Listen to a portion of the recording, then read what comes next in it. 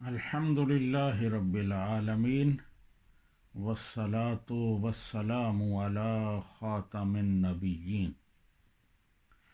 احباب، جو آج حدیث پاک آپ کے سامنے پیش کر رہا ہوں، اس کا عنوان ہے محبت الہی اور محبت رسول زاد آخرت۔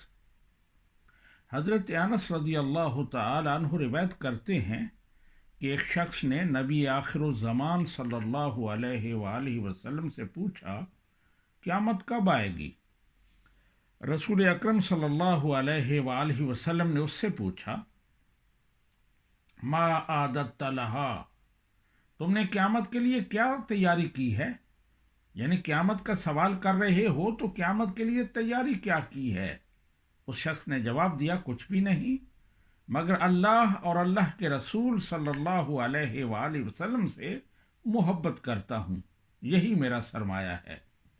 آپ صلی اللہ علیہ وآلہ وسلم نے ارشاد فرمایا، انت مع من احببت، تم آخرت میں اس کے ساتھ ہوگے جس کے ساتھ تم محبت کرتے ہو۔ حضرت انس رضی اللہ تعالی عنہ کہتے ہیں، ہم نے رسول اللہ صلی اللہ علیہ وآلہ وسلم کی زبان سے یہ الفاظ سنے تو جتنے ہم خوش ہوئے اتنے خوش کبھی بھی نہیں ہوئے تھے۔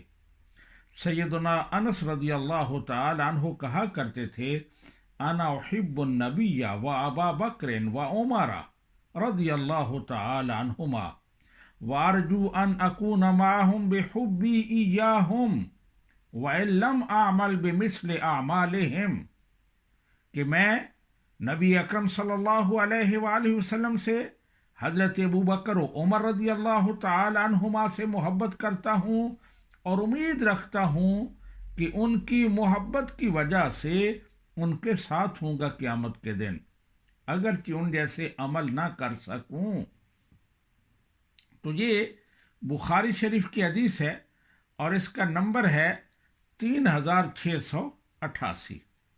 مطلب یہ ہے کہ محبت رسول ہمارے ایمان کی جان اور ایمان کی روح ہے۔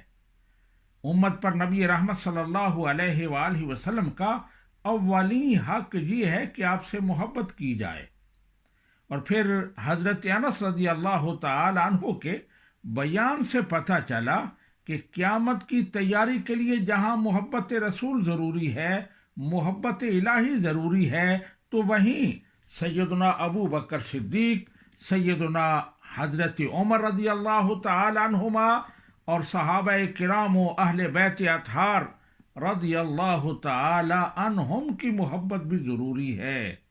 اللہ سبحانہ و تعالیٰ سے دعا ہے کہ وہ ہمیں محبت الہی، محبت رسول اور اصحاب و آل کی محبت عطا فرمائے۔